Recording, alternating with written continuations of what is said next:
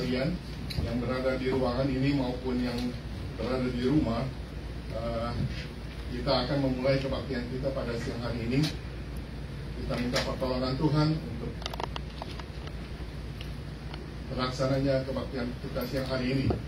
Mari saudara kita berdoa. Tuhan Allah Bapa kami yang ada dalam surga, terima kasih ya Tuhan apabila kami diberi kesempatan lagi untuk berkumpul di rumah-Mu ya Tuhan, untuk datang bersekutu di rumah ya Tuhan, untuk menghadap Tuhan.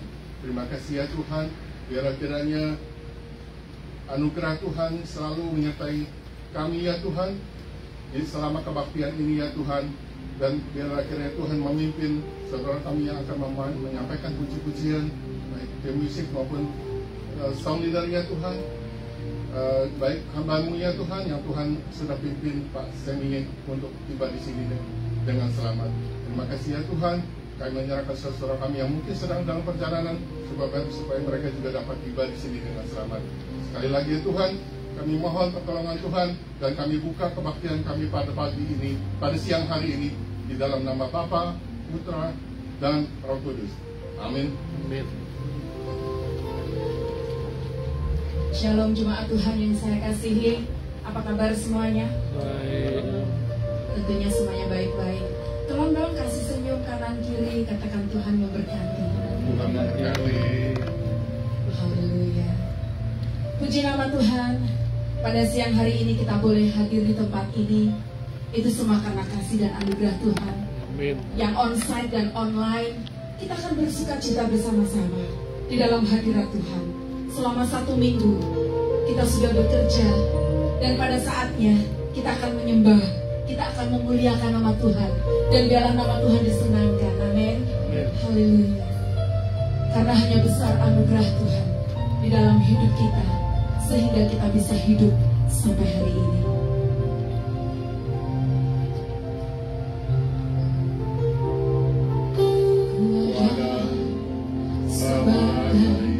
Mana ku ada berdiri menghadap tahta-Mu Bapa, semua karena anugerah-Mu yang telah selamatkanku. Ku hidup dalam segala kelimpahan.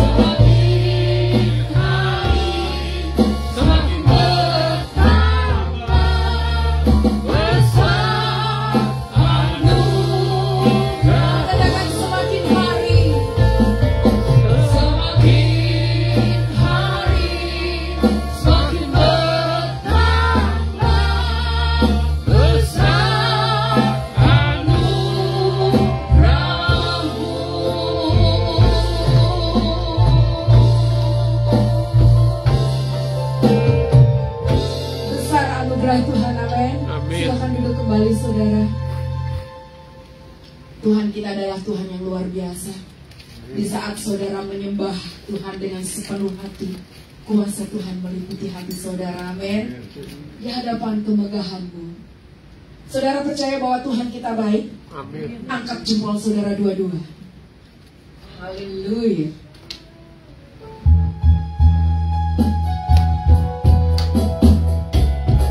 Hanya Tuhan yang amat baik. Hanya Tuhan yang teramat sangat baik.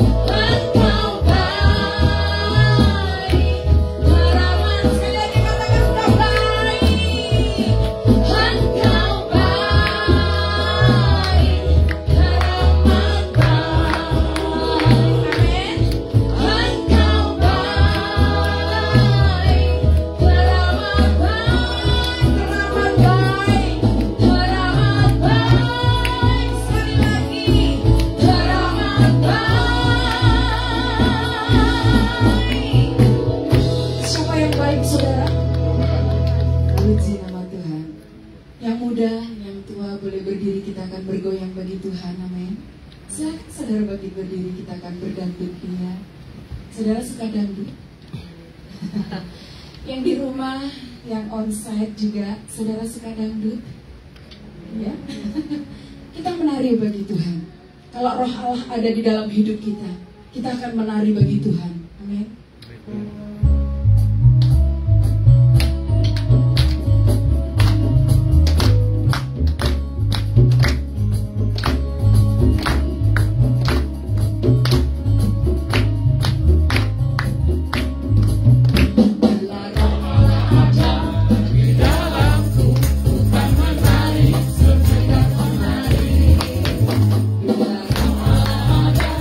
Di dalamku bukan menari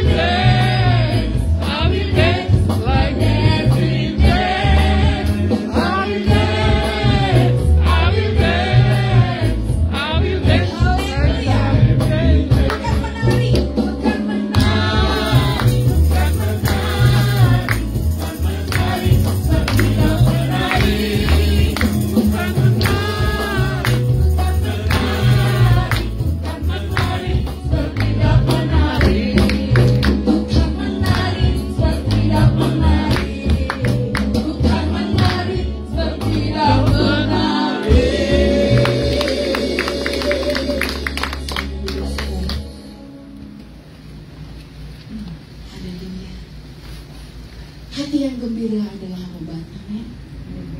Kalau saudara bersenang hati, saudara sukacita, itu adalah obat yang luar biasa. Amin. Sebelum kita mendengar firman Tuhan, kita akan pujikan satu pujian buat Tuhan. Saya akan menyanyikan lagu ini terlebih dahulu, dan sesudah itu jemaat menyanyikan pujian ini. Mungkin pujian ini baru bagi saudara semua. Syair lagunya sungguh luar biasa, bahwa kasih Tuhanlah yang terbesar.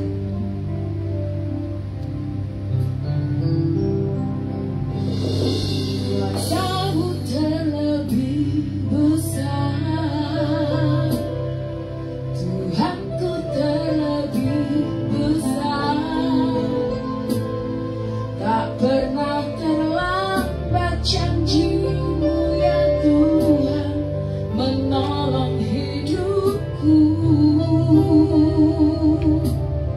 Kuasa-Mu terlebih besar, Tuhanku terlebih besar, tak pernah terlambat janji-Mu ya Tuhan, pulihkan hidupku.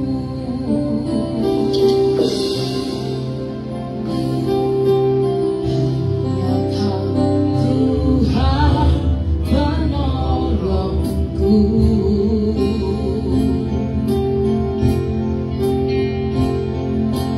yang selalu setia kepadaku.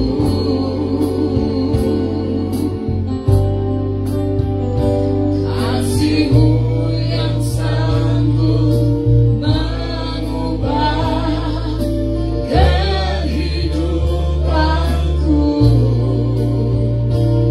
Sungguh ku percaya, sungguh ku percaya. Lagi sama-sama dengan apa yang terlebih besar. Kuasa-Mu terlebih besar, Tuhanku terlebih besar, tak pernah terlambat janji-Mu ya Tuhan, menolong hidup. Katakan kuasa Tuhan yang terbesar.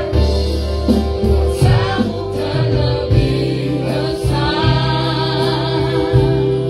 Tuhanku terlebih besar, tak pernah terlambat janji-Mu ya Tuhan, pulihkan. Katakan sekali lagi, kuasa Tuhan terlebih besar. Kuasa-Mu terlebih besar, Tuhan, Tuhanku terlebih besar.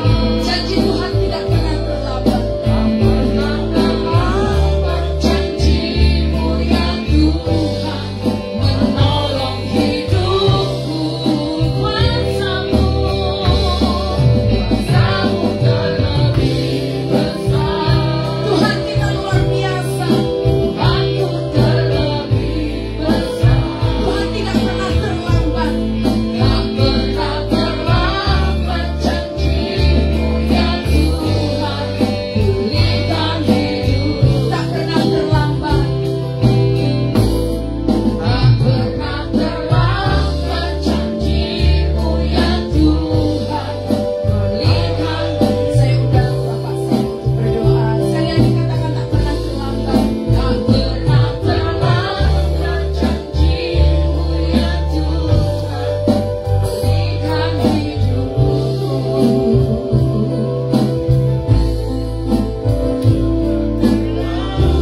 Janji-Mu ya Tuhan, pulihkan hidupku. Haleluya, haleluya. Kuasa-Mu terlebih besar Tuhan, dan kasih-Mu terlalu besar dalam hidup kami. Kami ada pada siang hari ini di dalam bait-Mu Tuhan, semua hanya karena anugerah-Mu yang besar. Semua hanya karena kemurahan Tuhan yang boleh terjadi dalam hidup kami. Karena itu Tuhan, kami percaya manusia hidup bukan hanya dari roti saja, namun dari setiap kebenaran firman Allah. Kami mau duduk diam untuk boleh kami diisi kembali, dihidupkan roh kami. Kami percaya kami adalah manusia-manusia roh yang Tuhan sudah ciptakan kami. Karena itu kami mau membuka hati kami, biarlah dan Roh Kudus akan melayani setiap kami. Bukan hikmat dan perkataan manusia, tetapi perkataan firman Allah yang mempunyai benih kehidupan. Sembunyikan hamba-Mu yang terbatas, biar hanya kuasa salib Kristus yang akan nyata pada siang hari ini. Di dalam satu nama yang indah, nama yang berkuasa, Yesus Kristus, kami sudah berdoa dan mengucap syukur. Haleluya, sama-sama kita ucapkan amin. Puji nama Tuhan. Haleluya.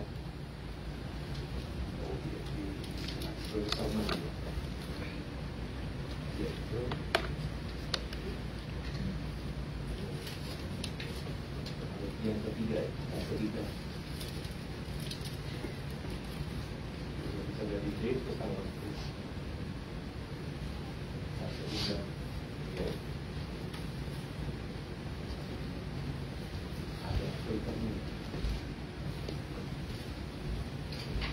Haleluya. Shalom. Shalom. Selamat siang Bapak Ibu Saudara. Selamat siang. Haleluya. Siang ini sengaja saya memberikan judul firman Tuhan. Judulnya mungkin agak ini sedikit ya, aneh gitu kadangnya ya. Tak seindah warna aslinya. Kalau saudara lihat ini iklan jadul di Indonesia, film ya. Ibu-ibu tahun 80-an kayaknya gaya rambutnya begitu. Jadi hari ini saudara, saya benar-benar terbeban bahwa sepanjang pelayanan saya memperhatikan bahwa kita semua punya tanggung jawab untuk bisa mendengarkan firman Tuhan. Dan di sisi yang lain, hamba Tuhan juga punya tanggung jawab untuk supaya dapat menolong Bapak Ibu Saudara mendengarkan firman Tuhan dan bisa mengerti ya, bisa mengerti firman Tuhan. Dan untuk itulah saya terbeban untuk setiap ada kesempatan untuk melayani, menyampaikan firman Tuhan, saya terbeban untuk bisa membuat firman Tuhan itu seperti orang masak ya saudara. Jadi masak tuh dari nggak ada apa-apa, potong bahan-bahan semua lalu kita racik, kita goreng, kita rebus, kita masak. Nah saya terbeban untuk menyampaikan firman Tuhan supaya saudara juga bisa mengerti dan saudara juga menyukai mendengar firman Tuhan. Saya besar memang di keluarga Kristen dan dari kecil pergi ke gereja dengar khotbah udah waduh. Dan memang bukan hal yang mudah kadang-kadang untuk mendengarkan firman Tuhan ya saudara, karena masing-masing hamba Tuhan punya warnanya, caranya masing-masing. Dan saya terbeban untuk bisa juga menyampaikan firman Tuhan supaya yang mendengar juga suka dan menarik gitu ya saudara. Dan itu merupakan hal yang memang harus kita perhatikan juga. Nah gampang untuk kita duduk 30-45 menit gitu untuk dengar yang kalau tiap minggu hamba Tuhannya bicaranya ya itu lagi. Tapi mari kita punya pandangan yang baru dan mengerti bahwa firman Tuhan itu adalah kekuatan dan berkat bagi hidup kita. Amin saudara. Kekuatan dan berkat bagi hidup kita. Dan hari ini saya ingin mengajak saudara, tujuan kita belajar hari ini memang judulnya tak seindah warna aslinya ya. Nah, saya mau ajak saudara sebenarnya belajar mengenai apa itu kebenaran. Apa itu kebenaran dan apakah arti kebebasan atau kemerdekaan. Nah, kita akan belajar dua hal ini saudara hari ini. Kita sadar bahwa kita hidup di tengah-tengah masyarakat atau sebuah zaman yang bisa dikatakan zaman digital, era sosial media, di mana kalau kita hanya melihat satu sisi, memang kita melihat kemajuan, kecanggihan dalam berbagai bidang. Namun juga dalam sisi yang lain, kita melihat banyak hal yang ternyata tidak seindah warna aslinya. Ternyata banyak kepalsuan gitu saudara. Kalau kita lihat ya, di sosial media kelihatannya, wah, di Facebook aja bisa mesra, bisa rohani ya. Yang masuk surga nanti Facebook kita gitu ya, yang kitanya belum tentu. Tapi sesungguhnya yang terjadi di luar sana kenyataannya tidak seperti yang ada di dalam sosial media. Ini juga jadi orang khususnya di Indonesia belakangan lagi marak itu gara-gara ada seorang anak muda yang ketangkap ya, selalu bilangnya, oh murah amat gitu ya, beli apa-apa berapa ratus juta dibilangnya murah amat, tahu-taunya ketangkap gitu. Padahal itu sebuah sudah banyak terjadi di negara-negara Asia yang lain. Bahkan ada broker-broker yang bisa membuat seseorang kelihatan jadi orang kaya gitu. Makanya orang kelihatan foto di pesawat padahal bukan di pesawat gitu ya. Ada banyak hal gitu. Kita ditipu semua gitu. Jadi memang tidak seindah warna aslinya. Jadi dari sini kita concern bahwa kadang-kadang dalam pergaulan ya, kita mungkin dengar ada statement yang berkata bahwa apa yang kita inginkan itu dapat membahagiakan kita. Apa benar begitu, saudara? Apa yang kita inginkan akan membuat kita bahagia. Nah, ini statement yang harus diperhatikan karena sebenarnya ini bohong. Apa yang kita inginkan akan membuat kita bahagia. Enggak, bukan begitu, saudara. Apa jika aku punya banyak uang, aku pasti bahagia gitu? Apa memang begitu? Nah, kita mau melihat di dalam Mazmur 37 ayat yang ke-16 dikatakan, lebih baik yang sedikit pada orang benar daripada yang berlimpah-limpah pada orang fasik. Jadi kalau selama ini, wah, kalau gue punya duit banyak mungkin hidup gue gak kayak gini. Ternyata orang-orang yang bilang kayak begitu, saudara, sebenarnya orang-orang yang memang lagi nggak pernah ada uang banyak. Orang yang sudah punya uang banyak nggak pernah ngomong begitu sebenarnya. Elon Musk, ya, Jeff Bezos nggak pernah bilang gitu. Oh, hidup gue bakal enak. Walaupun kita nggak bisa memungkiri bahwa uang itu penting, tapi uang bukan yang terpenting. Amin, saudara. Uang penting, kita kemana-mana ya butuh uang. Nggak mungkin orang mau menikah juga butuh uang, nggak hanya butuh modal cinta. Kita mau makan cinta gitu tiap hari, mana cintanya gitu. Karena nggak begitu ya. Kita hidup realistis. Jadi saya ingin kita menjadi orang-orang percaya, orang-orang beriman, orang-orang yang mengasihi Tuhan, namun juga orang-orang yang mempunyai kepandaian secara spiritual, kepandaian secara rohani. Jadi tidak hanya mengalir saja, tapi juga kita diberikan Tuhan kemampuan untuk bisa melihat dan mengatur hidup kita lebih baik. Bahkan Bob Marley aja bilang, money is numbers, uang itu hanya angka, dan angka itu nggak ada habisnya, saudara.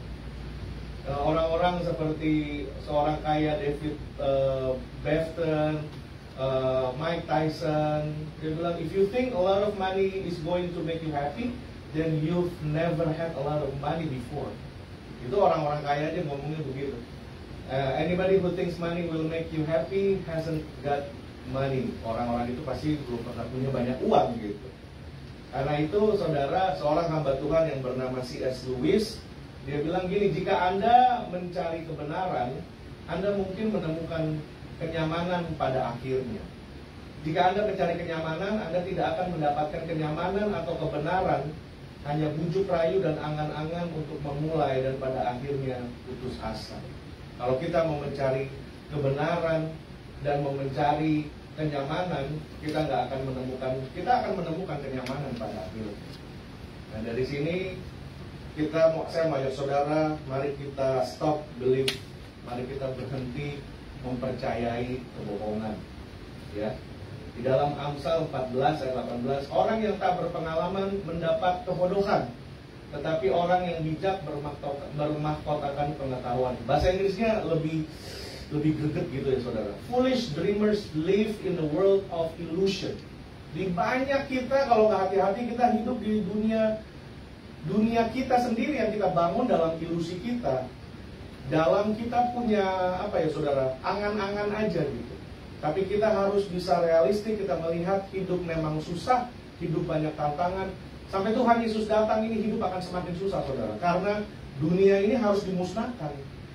Makanya kita nggak akan mengalami, oh hidup makin baik. Itu kita punya keinginan, hidup makin baik. Tapi dalam arti bahwa kita makin cakap dalam mengatasi kesulitan. Itu aja.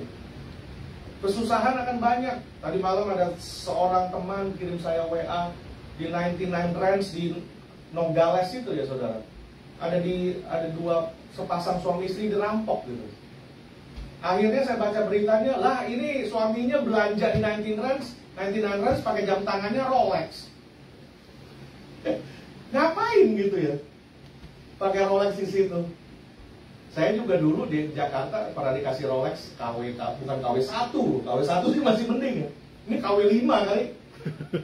Coba kalau KW5 orang lihat Rolex tangan kita dipenggal, padahal itu palsu. Itu kan konyol ya, kebodohan gitu. Untuk apa? Jadi kita lihat di sini bahwa foolish dreamers live in a world of illusion. Wise, orang yang bijak akan menaruh kakinya on the ground. Nah, itu dulu. Kita boleh mimpi sejauh langit, sejauh bintang, tapi kita harus tetap menapakkan kaki kita di tanah. Yohanes 8 ayat 31. Ini akan jadi ayat pokok kita. Dikatakan, maka katanya kepada orang-orang Yahudi yang percaya kepadanya, jikalau kamu tetap di dalam firman-Ku, kamu benar-benar adalah murid-Ku. Kalau kita baca sampai di sini, saya ajak saudara memperhatikan. Ternyata ada yang murid abal-abal, saudara. Murid kaleng-kaleng, murid KW itu ada. Murid yang palsu, bukan murid yang sejati, adalah mereka yang tidak tinggal tetap dalam firman Tuhan. Amin saudara. Yang tidak tinggal tetap dalam firman Tuhan. Kita hanya tinggal tetap dalam firman Tuhan hari Minggu, hari Sabtu, itu atau. Tapi kalau kita udah mulai hari Senin kita kerja, kita tinggal dalam kita punya dunia sendiri. Nah, orang yang tetap tinggal di dalam firman Tuhan itu dikatakan benar-benar adalah murid-Ku. Dan dari situ kalau kita tetap tinggal, kita akan mengetahui kebenaran. Jadi banyak orang bilang, oh saya orang Kristen, saya begini, saya ke gereja. Saudara, tujuan orang Kristen bukan ke gereja. Tujuan orang Kristen, tujuan orang percaya mengaku Kristus adalah supaya hidupnya diubahkan Tuhan menjadi seperti Kristus. Amin saudara. Amin. Karena kriteria orang yang akan masuk ke surga adalah orang-orang yang seperti Kristus, saudara. Amin. Dulu waktu saya belum jadi warga negara, kriteria orang untuk jadi warga negara itu kan ada. Harus begini, harus begini, harus begini. Nah, kita juga, kita nih warga negara surga. Kriterianya apa? Harus seperti Kristus. Jadi bukan kita punya tujuan, oh kita udah ke gereja, kita udah bikin ini dan enggak. Sebenarnya perubahan hidup yang harus nyata dalam hidup kita. Dari situ kalau kita tinggal tetap dalam firman, kita akan mengetahui kebenaran. Baru ada prosesnya, baru langkah selanjutnya adalah kita mengetahui kebenaran. Dan waktu kita mengetahui kebenaran, kita akan merdeka, kita akan bebas. Nah, kita akan belajar hari ini, saudara, apa itu kebenaran dan apa itu merdeka, apa itu bebas sebenarnya. Nah, kebebasan akan membuat engkau, kebenaran akan membuat engkau bebas. Apa itu kebenaran? Saudara, kebenaran tuh bukan lawan kata kebohongan. Bukan hanya lawan dari kebohongan. Kebenaran bukan hanya sebagai tidak adanya kebohongan. Kebenaran itu adalah kualitas yang melekat pada hakikat diri Allah. Kadang-kadang kalau kita bilang, kok kayaknya Tuhan gak sayang sama kita, Tuhan gak mengasihi kita, kita harus cek, kita harus bebenah diri. Apakah kita udah hidup dalam kebenaran? Karena kehadiran Tuhan tuh terang. Dia nggak bisa, terang dan gelap nggak bisa bersatu, saudara. Jadi kita harus make sure bahwa apakah hidup kita ini udah benar apa belum gitu. Kalau hidup kita udah benar, Tuhan pasti bekerja. Amin, saudara. Amin. Kalau kita ada di realita kebenaran, di atmosfer kebenaran, Tuhan ada di situ senantiasa. Walaupun kita akan ngadapin banyak tantangan, saudara. Nah, ini saya akan bagikan secara cepat saja ya saudara, karakteristik dari kebenaran. Ciri-ciri kebenaran itu seperti apa sih? Kebenaran itu faktual. Itu adalah apa yang kita bisa ketahui. Jadi, kebenaran itu harus punya hubungan dengan realita. Misalnya, kita tahu ada seorang Yahudi yang bernama Yesus Kristus yang dilahirkan di Bethlehem, yang mempunyai orang tua Yusuf dan Maria. Itu faktual, itu realita, itu kebenaran. Dan itu ada, kita bisa trace, saudara. Jadi kita bukannya kita percaya angan-angan, kaleng-kaleng bahwa agama Kristen tuh nggak jelas dan lain segala macam. Tuhan Yesus disalib itu bukan Tuhan Yesus dan lain. No, bukan begitu. Semua bisa di-track. Nah, kita lihat di sini, kebenaran itu selalu bisa ada dan selalu nyata. Saya bilang, wah, masa saya bilang, wah enak nih saudara kursinya ya. Kursinya enak, empuk nih. Ini saya mimpi. Saya angan-angan, kayaknya ada kursi. Padahal nggak ada kursi. Nah, kalau ada sesuatu, wah ini kuat nih. Mimbarnya bagus, kayunya bagus. Saudara bisa lihat, dan ini nyata. Itu kebenaran. Nah, kita lihat di sini, kebenaran juga. Kebenaran itu bukan diciptakan. Bukan invented, itu kan memang literally bahasa Indonesianya ditemukan. Tapi memang kebenaran itu ditemukan, udah ditemukan oleh manusia. Contohnya gravitasi. Gravitasi udah ada sebelum ada seorang yang duduk siang-siang, tiba-tiba apel jatuh, dan dia menemukan hukum gravitasi. Bukan dia menciptakan. Kebenaran itu tidak diciptakan, kebenaran itu ditemukan. Karena kebenaran udah ada dari awal. Pada mulanya adalah Allah. Nah, itu kan kebenaran, saudara. Jadi segala sesuatu ini udah ada, kita hanya baru menemukannya aja. Kebenaran itu tidak diciptakan, tapi kita yang menemukannya, saudara. Truth is not by major decision. Iya, kebenaran bukan apa kata kebanyakan orang. Kalau orang kata kebanyakan itu, oh sekarang ya beginilah, LGBTQ+, udah pakai plus, udah banyak sekali. Udah mesti love is love. Gak peduli siapa, kasih itu ya kasih. Ya gak bisa. Kebenaran bukan apa kata kebanyakan orang. Kalau orang banyak lompat jurang, kita lompat jurang. Kan gak begitu, saudara. Nah, kebenaran itu timeless dan universal itu. Dari awalnya kebenaran udah ada, timeless. Tidak terbatas oleh waktu dan universal. Kebenaran itu bisa menyakitkan, iya. Saudara kalau mau bertobat, bertemu dengan kebenaran pada awalnya menyakitkan. Kita akan dikasih tahu. Kamu pikir kamu udah jadi manusia yang baik? Oh belum, kamu punya banyak kekurangan. Kasih tahu, kita bisa nggak terima itu? Kita terima, saudara, kita terima masukan dari orang aja kadang-kadang berat, ya kan? Kita terima advice dari orang aja kadang kita berat. Kita kadang merasa, gue kelihatannya bego nih, ya kan? Kalau kita ketemu dengan kebenaran, awalnya menyakitkan karena akan dikasih tahu sesungguhnya seperti apa kita. Tapi setelah itu dia akan memimpin dan mengubah hidup kita. Itu kebenaran. Dan yang terakhir, kebenaran itu sempit dan eksklusif. Kebenaran itu sempit. Bukan kata kebanyakan orang. Kebenaran itu narrow, sempit sekali dan sangat eksklusif. Contohnya, kalau 4 kali 4 berapa, saudara? 6? 16. Are you sure 16? 16 ya? 4 kali 4. Kenapa 4 kali 4 gak 15,5 lah? 15 setengah lah. Pincay lah, ya kan? 15 setengah lah. Oh, gak bisa loh. 4 kali 4 definitely 16. Gak bisa 4 kali 4 15,9. Gak bisa. 4 kali 4 is 16. Sama seperti itu, saudara. Kebenaran tuh sempit, narrow. Sekarang kita hidup di tengah masyarakat yang dinamakan relativisme. Bagi saya kebenaran, bagi ibu bukan belum tentu kebenaran.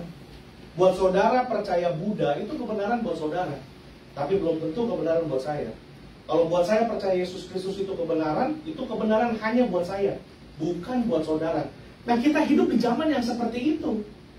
Sekarang kalau dibilang kebenaran itu sempit, tadi saya tanya 4 kali 4 16, kenapa nggak bisa 15 setengah? Gak bisa dong 16, sama seperti itu. Kebenaran itu bukan apa kata orang, apa kata kebanyakan orang, apa kata you. Oh, jadi kayak Indonesia, 1 tambah 1 ya 2. Oh, 1 tambah 1 bisa 11 dong ya. Kita ini kan jadi terbulak-balik dong. Di mana kita meletakkan standar kebenaran? Kalau menurut you, kebenaran buat itu ya buat you aja, nggak bisa buat saya, nggak bisa. Kalau buat saya 4 kali 4 16, buat kamu 4 kali 4 bukan 16. Bukankah itu gila, saudara? Benar gak? Kebenaran itu sempit, saudara. Jadi kita hidup harus tahu bahwa oh, banyak jalan ke surga. Kalau seringkali sekarang ya, Allahnya agama A dengan agama B sama, bohong. Itu kebohongan. Karena apa? Allah kita itu kita kenal dalam nama Yesus Kristus. Gak pernah mengajarkan untuk membunuh orang itu dapat pahala di surga. Dan diajar berdoa, Bapa kami di dalam surga. Gak pernah diajak teriak-teriak. Jadi gak bisa bilang bahwa oh, ini semua agamanya sama, Tuhannya itu juga. Itu bohong. Jangan percaya kebohongan seperti itu. Kan contohnya sederhana ya, saudara. 4 kali 4 berapa? 6? 16. Saya percaya 4 kali 4, 16. Bapak juga, kalau kita nggak percaya 4 kali 4, 16, kita tetap ada di zaman batu. Kita nggak punya sistem ekonomi seperti sekarang. Adanya sistem ekonomi, adanya hukum, adanya orang yang kuliah di engineering, ya saudara, insinyur pertanian, insinyur mesin, bisa bangun rumah. Itu semua hanya ada kebenaran. Kalau ini diukur semua, ada ukuran yang pas, semua kita bangunan ini tuh karena ada kebenaran. Inci berubah sedikit, enggak, ini roboh. Itu kebenaran. Jadi harus diingat, saudara, nggak bisa kita percaya semua Tuhan sama, nggak bisa. Karena itu, saudara, pernyataan Tuhan yang seperti ini, akulah jalan kebenaran dan hidup. Itu pernyataan eksklusif, saudara. Agama lain mungkin akan bilang, oh, agama Kristen ini rasanya sok benar sendiri. Bukan kita sok benar sendiri. Tuhan yang bilang sama kita bahwa Yesus itu satu-satunya jalan. Dan kita percaya. Gak ada banyak jalan ke Roma, gak ada. Agama lain pun mati masih suruh disembayangin. Ada artis sudah pindah dari agama satu balik ke agama Kristen. Balik lagi ke agamanya, karena apa? Katanya nanti siapa yang doain saya kalau meninggal. Itu semua kebohongan. Nah, kita lihat, akulah jalan, katakan. Kebenaran dan hidup. Dialah cara hidup, jalan. Semua kita mencari jalan. Tapi dikatakan dialah juga kebenaran dan hidup itu sendiri. Ini pernyataan yang sangat sangat tegas, saudara. Sangat berani dan sangat eksklusif kalau Tuhan menyatakan dirinya seperti itu. Makanya nggak bisa dibilang, oh saya percaya ini semua. Nggak bisa.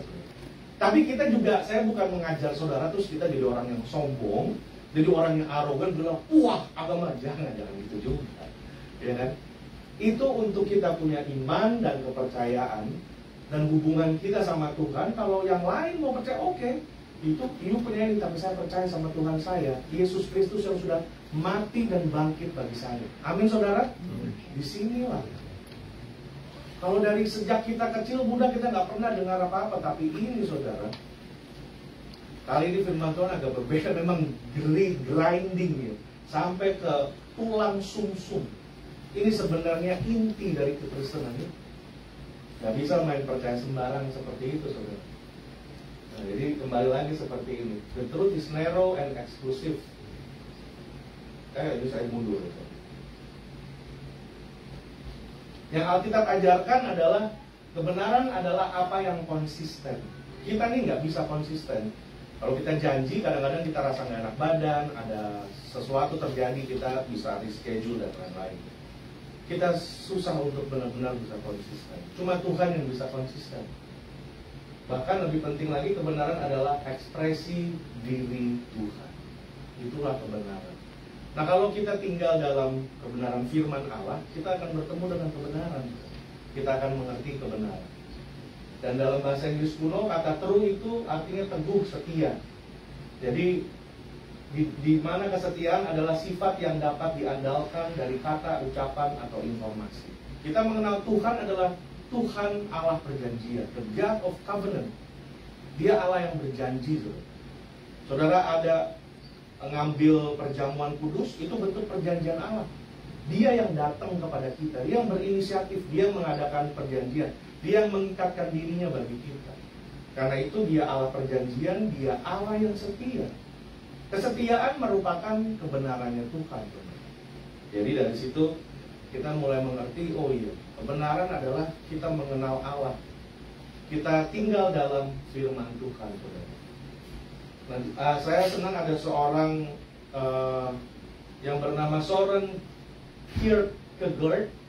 Dia bilang begini, ada dua cara untuk dibodohi.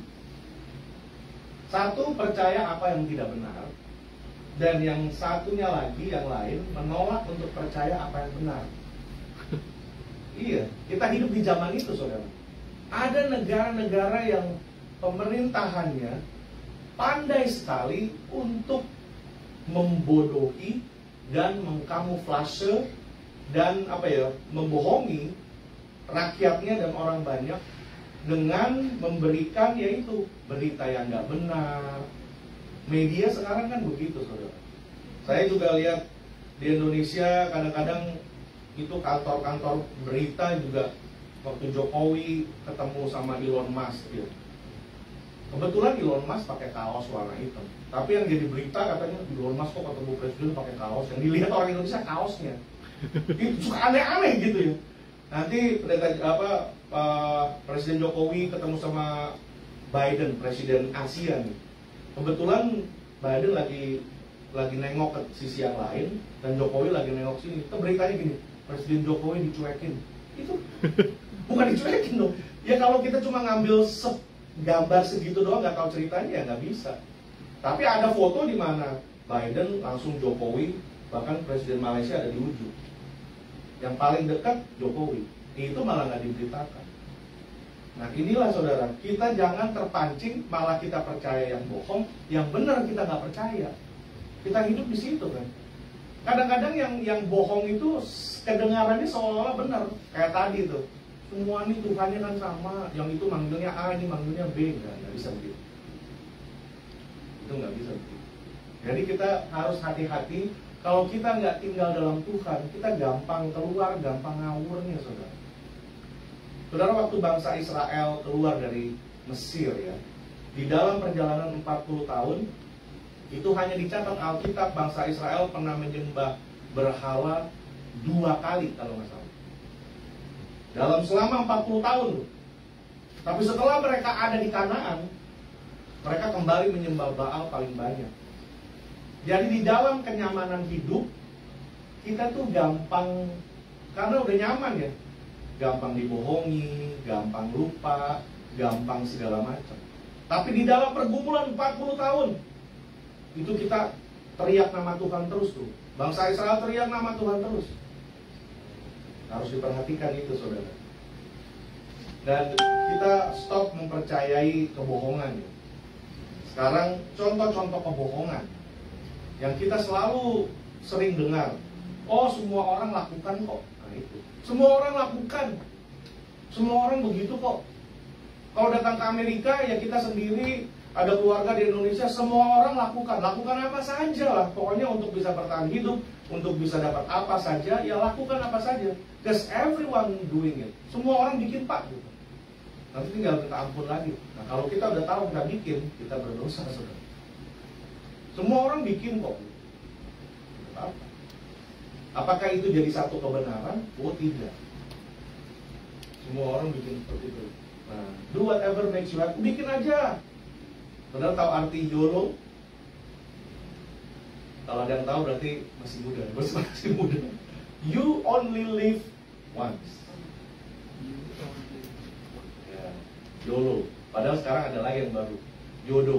You only die once. Karena hidup cuma sekali. Wah, senang-senang lah. Habis ini mati ya selesai. Emang begitu? Emang begitu mati selesai kayak kita main game habis hitam. Kita bukan hewan loh, saudara. Kita ini makhluk kekal. Saudara tahu kenapa kita makhluk kekal? Karena nggak ada apapun di dunia ini yang bisa memuaskan manusia. Amin. Apakah uang bisa bikin puas? Nggak bisa. Apakah kekayaan? Saudara baca di gereja saya lagi mulai seri khotbah dari kitab pengkhotbah ya. Itu kalau kita mau belajar dari seorang yang memang pantas untuk belajar adalah Salomo. Orang yang sudah punya segalanya. Firman Tuhan katakan sebelum Salomo dan setelah Salomo, gak ada orang yang seperti Salomo. Gak ada orang yang sekaya Salomo sampai hari ini. mau dibilang Jeff Bezos itu per jamnya berapa ratus ribu dolar atau million dollar, nggak bisa melebihi kekayaan Salomo.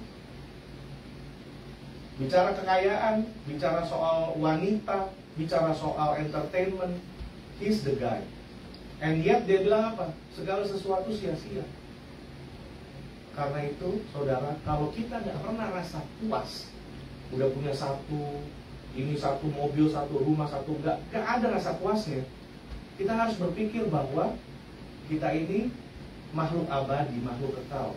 Hanya hal-hal yang kekal yang bisa memuaskan kita. Itu kita diciptakan oleh nafasnya Tuhan, saudara.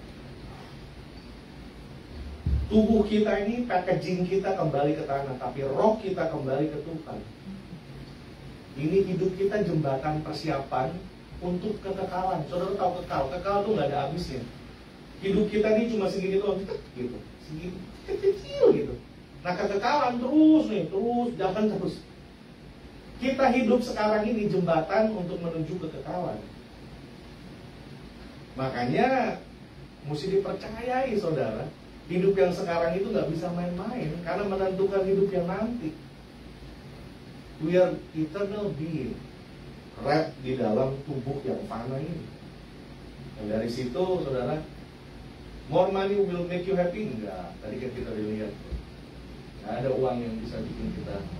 Uang itu penting, tapi uang bukan segalanya. Uang bukan segalanya.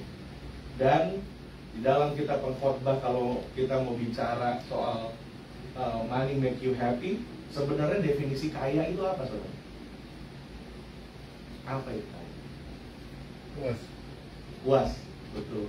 Itu benar. Definisi kaya.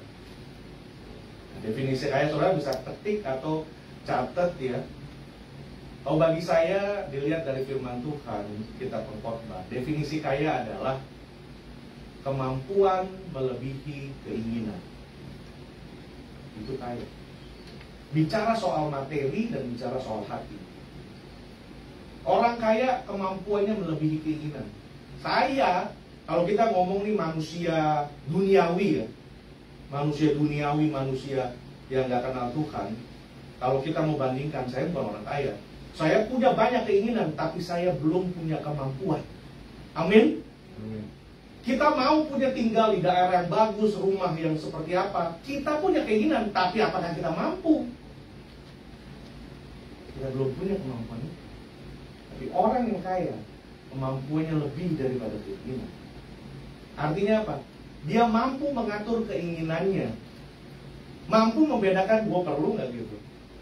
Karena orang-orang kaya biasanya nggak perlu kayak begitu-begitu, saudara. Orang yang selalu mau dilihat di Instagram sebenarnya itu bukan orang kaya. Orang kaya nggak ada yang naik pesawat di foto gitu, enggak.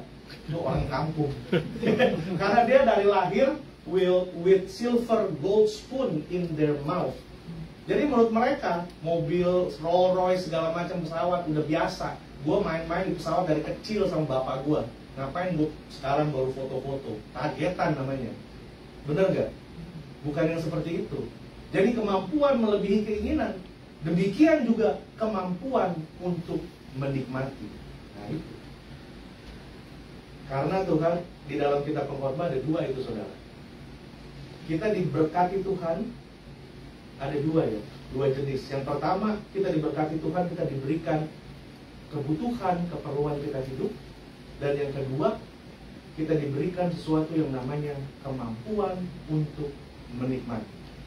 Amin? Kemampuan untuk menikmati. Karena itu nikmati apa yang saudara punya sekarang. Saudara orang kaya itu namanya. Kalau bicara dari sisi ini, saya bisa klaim saya orang kaya, Bapak Ibu orang kaya. Nikmati apa yang kita miliki sekarang. Jangan kita lihat, oh kalau gue udah seperti si itu, baru gue ini. Ya, nggak nyampe-nyampe kita. Karena apa, saudara? Kemampuan untuk menikmati itu juga berkat Tuhan. Ada banyak orang punya uang banyak, saudara.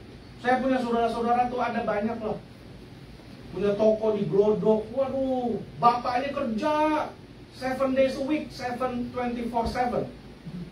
Anaknya semua udah punya toko, udah kaya-kaya. Nanti beli lagi toko di sini.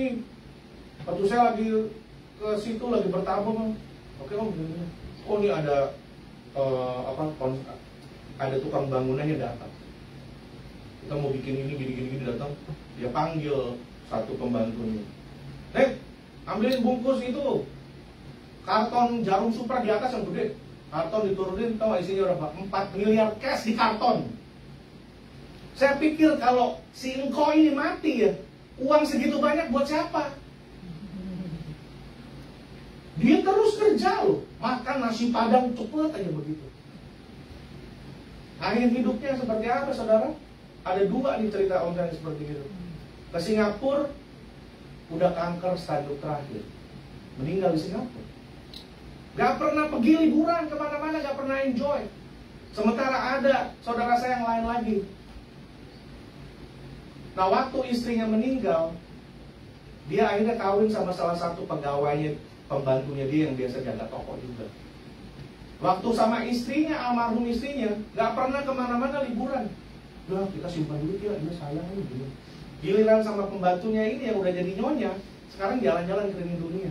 Berarti uang yang nikmatin siapa? Pembantunya itu. Makanya kalau saudara baca di kitab Pengkhotbah ya, ada orang lain yang menikmati kekayaan dari orang-orang yang punya uang. Karena itu dikatakan kemampuan untuk menikmati itu juga berkat. Amin. Itu juga berkat. Saudara punya apa sekarang? Nikmati, saudara. Nikmati. Atur hidupmu, nikmati istrimu, suamimu, anak-anakmu, keluargamu, apa yang kau ada, nikmati. Duduk pagi-pagi, minum kopi atau teh, apapun juga. Tarik nafas, nikmati rumah saudara yang apa adanya. Nikmati saudara orang kaya. Amin. Banyak orang kaya punya apa-apa, tapi pertanyaannya, saudara tahu sendiri ya, apalagi kerjanya di home care dan lain-lain. Makannya cuma dari selang. Emang enak, padahal uangnya banyak. Itu kalau mati uangnya diambil negara. Kalau anak-anaknya enggak, kalau ada anaknya sih lain cerita. Kalau nggak ada, semua aset negara ambil. Berarti dia kerja sia-sia itu. Dia diberikan Tuhan kemampuan untuk menikmati. Amin, saudara. Amin. Nah, dari sini kita follow your heart. Jangan hati kita ini kalau kita nggak dekat dengan Tuhan, banyak hal yang nggak baik dalam hati kita. Kalau kita nggak dekat sama Tuhan, God does not love you. Ini juga seringkali, Tuhan gak sayang sama saudara. Tuhan mengasihi kita, dia mati buat kita. Kitanya aja yang bandel. Itu aja. Dan kali lagi Yohanes 8 ayat 31. Kamu benar-benar adalah muridku dan kamu akan mengetahui kebenaran. Nah, inilah kemerdekaan. Kemerdekaan sejati. Sekarang tadi kita belajar mengenai kebenaran ya saudara. Sekarang kita belajar mengenai kemerdekaan, kebebasan. Kemerdekaan sejati diawali dari kesadaran bahwa kita ada keterikatan. Ya, harus disadari bahwa ada sesuatu yang mengikat kita. Kalau kita nggak sadari itu, kita belum masuk kepada fase kemerdekaan. Kita pikir kita biasa aja, kita punya banyak keterikatan. Kita harus sadar bahwa ada banyak bagian dalam diri kita yang rusak. Itu awal dari kemerdekaan. Nah, kemerdekaan palsu, berpikir bahwa Anda dapat mengerjakan apa saja yang Anda inginkan tanpa konsekuensi, tidak ada aturan dan tidak ada batasan. Itu namanya kemerdekaan palsu. Ya, Amerika kan bilang, freedom of speech. Amerika memang negara bebas, negara yang menjamin. Tapi kan tetap ada rule and regulation, saudara. Iya kan? Orang tetap semua 2 hari lalu kalau nggak salah ada seorang Perdana Menteri Jepang kalau nggak salah kena tembak ya.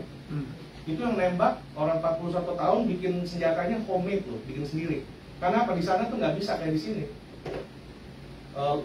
Guns regulationnya sangat ketat. Ternyata, tapi di sini lain sekali. Makanya kebebasan nggak bisa begitu, saudara. Itu kebebasan yang mau bikin apa aja, nggak ada konsekuensi, nggak bisa. Daud diampuni Tuhan, tapi konsekuensi Tuhan bilang di rumah tanggamu akan selalu ada perang, ada darah. Itu konsekuensi Daud. Kita dosa diampuni, tapi konsekuensi jalan terus, saudara. Jadi itu adalah kebebasan yang palsu. Kebebasan sejati adalah keinginan dan kemampuan untuk melakukan kehendak Tuhan dan menjadi seperti apa yang Tuhan mau. Keinginan dan kemampuan untuk berbuat baik dan mengatakan tidak pada dosa. Itu baru kemerdekaan. Oh, gue mau apa aja lah, mau minum lah, mau ngerokok, mau ganja, mau apa aja. Tapi sekarang tanya sama orang-orang yang biasa minum, bisa nggak minum sebulan? Nggak bisa, itu terikat namanya. Bisa nggak nyimeng lagi gini-gini? Gue nggak bisa, nah, itu terikat namanya. Tapi kalau kita bisa bilang, oh saya nggak mau, itu sebenarnya dia merdeka. Karena kita bisa bilang tidak pada sesuatu yang sebenarnya mengikat kita. Bisa nggak kita nggak marah? Kalau kita gampang, terombang-ambing, sedikit-sedikit emosian dan lain-lain, kita masih ada ikatan. Jadi di sini kita belajar bahwa keinginan untuk menjadi seperti apa yang Tuhan mau itu satu kebebasan, satu kemerdekaan sejati bagi kita. Nah, saya akan tutup dari di firman Tuhan ini, saudara. 1 Yohanes 5 ayat 20. Akan tetapi kita tahu bahwa Anak Allah telah datang dan telah mengaruniakan pengertian kepada kita. Tuhan Yesus telah memberikan kepada kita, menganugerahkan kepada kita pengertian, kemampuan untuk mengenal Tuhan, saudara. Kita dikasih kemampuan untuk mengenal Tuhan. Orang-orang lain tuh nggak dikasih berkat untuk bisa kenal Tuhan, itu adalah berkat, saudara. Kita bisa kenal Tuhan Yesus itu berkat. Orang lain mereka susah untuk kenal karena apa? Kayaknya nggak masuk di pikiran saya nggak ngerti, saya nggak ini. Tapi kita bisa kenal Tuhan, itu satu berkat. Dan kita ada di dalam yang benar, di dalam anaknya Yesus Kristus. Dia adalah Allah yang benar dan hidup yang kekal. Jadi saudara, kebenaran merupakan tinggal di dalam Tuhan. Kebebasan merupakan hasil daripada kita tinggal di dalam Tuhan. Kita bisa melakukan dan menjadi seperti apa yang Tuhan mau. Sebenarnya ini firman-Nya biasanya saya bisa presentasikan kayak seminar agak sedikit luas. Tapi saya mau rangkumkan ini secara sederhana aja bagi kita, saudara. Biarlah firman Tuhan ini membuat saudara gelisah dan semakin mencari Tuhan, semakin memikirkan bahwa apakah hidup begini aja ya? Saya mesti membereskan diri saya untuk kehidupan yang kekal nanti. Saya mau tahu Tuhan itu seperti apa lagi. Nah, itu tujuan firman Tuhan hari ini, untuk mengetahui kebenaran dan memerdekakan kita. Amin, saudara. Mari kita bangkit berdiri, kita tundukkan kepala kita di hadapan Tuhan. Kita akan berdoa bersama-sama. Haleluya. Bapa di dalam surga, kami mengucap syukur buat siang hari ini ya Tuhan. Firman Tuhan sudah berbicara buat kami. Mungkin ada banyak hal yang mulai berputar dalam pikiran, dalam perasaan, dalam hati kami. Jadi kami percaya firman-Mu mempunyai kuasa untuk membangkitkan, kuasa untuk merubah, kuasa untuk bisa kami bangkit dari keterpurukan kami, kuasa yang akan membebaskan kami. Kami percaya firman-Mu adalah kebenaran Allah. Barang siapa kami tinggal tetap di dalam firman Tuhan, hidup di dalam kebenaran, maka kami akan menjadi orang-orang yang merdeka, orang-orang yang mampu menjadi seperti apa yang Tuhan mau.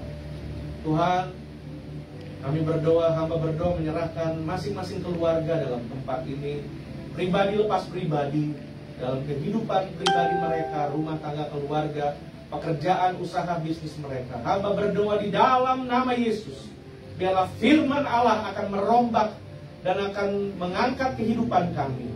Kami diubahkan setiap hari menjadi semakin seperti Kristus. Terima kasih Tuhan, ampuni segala dosa dan pelanggaran kami. Kami berdoa walaupun firman Tuhan selesai diberitakan, namun Roh-Mu yang kudus akan terus berbicara dan mengajar kami, mengubah kehidupan kami. Terima kasih Tuhan Yesus, kami menyerahkan kehidupan kami. Engkau adalah penjunan kami yang agung. Bentuklah kami. Kami adalah tanah liat. Kami harus berserah, membuka diri kami, taat dan setia, mengikuti apa yang menjadi perkataan Tuhan. Maka kami akan mendapatkan kehidupan yang sejati. Terima kasih Tuhan. Kami berdoa, mengucap syukur di dalam nama Yesus Kristus. Haleluya. Sama-sama kita ucapkan amin. Puji Tuhan. Terima kasih atas kesempatan yang indah ini. Silakan duduk Bapak Ibu Saudara. Terima kasih atas pengurus, para pelayan Tuhan. Biarlah ibadah kita hari ini menjadi berkat buat kita semua. Dengan nama Tuhan. Haleluya.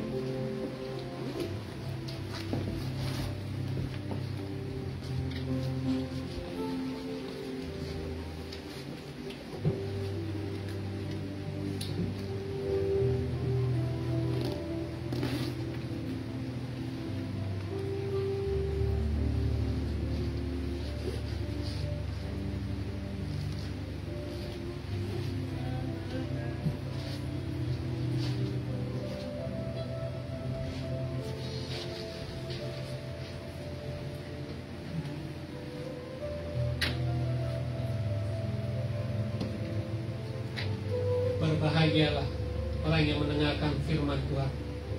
Terima kasih Pak Semi Emos yang telah menyampaikan firman-Nya.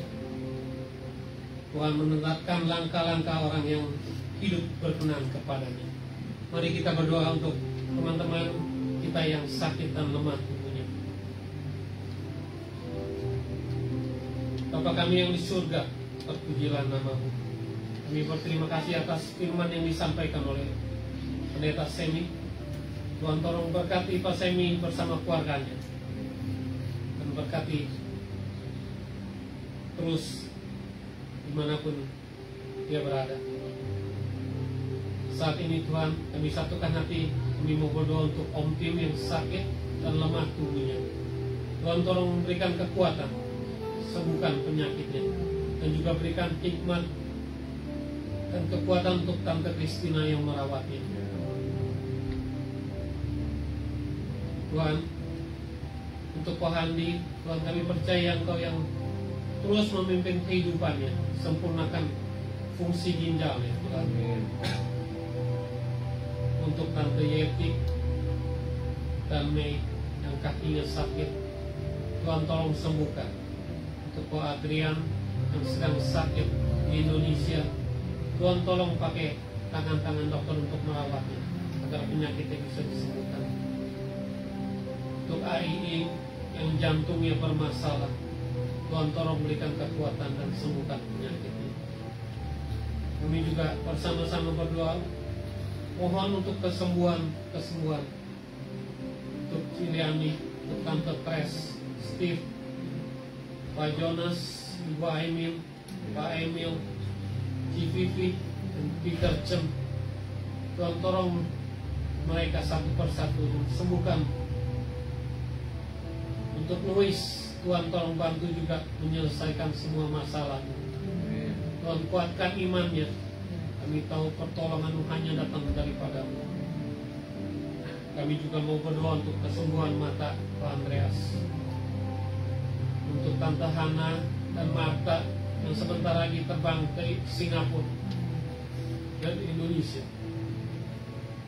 Dan tolong sertakan perjalanannya, memberikan sukacita berkumpul bersama keluarga besar. Untuk para senior Maranatha, Tante Olga, Tante Juliana, Tante Hana, Tante Sylvia dan Om Rudi, Tuhan terus sertakan kehidupannya. Tuhan, untuk memasuki minggu yang baru ini, Tuhan tuntun kehidupan kami semua, karena kami tidak pernah melihat orang yang benar ditinggalkan Tuhan. Orang benar akan diselamatkan Tuhan. Terpujilah nama-Mu. Terima kasih Bapak. Dengar doa seru kami ya Bapak. Di dalam nama Tuhan Yesus kami sudah berdoa. Amin.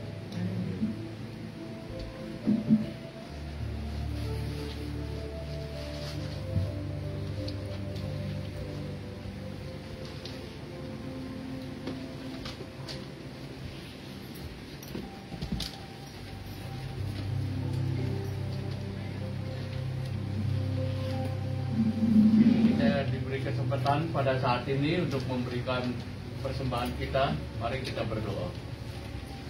Tuhan, terima kasih Tuhan, kami boleh bersyukur sehari lepas sehari sehingga sampai saat ini kami boleh diingatkan, kami boleh berbakti pada Tuhan, dan kami boleh memberi persembahan. Tuhan, kau boleh berkati Tuhan persembahan ini, karena semua ini berasal daripada Tuhan juga, dan kami percaya Tuhan berikan kepercayaan kepada kami yang mengelola uang persembahan ini, sehingga boleh menjadi berkat bagi gereja Maranatha ini. Dalam nama Tuhan Yesus kami berdoa. Amin.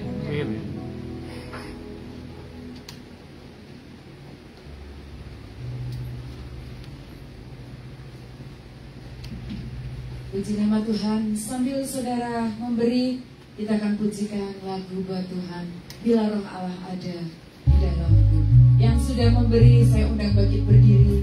Kita bersama-sama memuji Tuhan.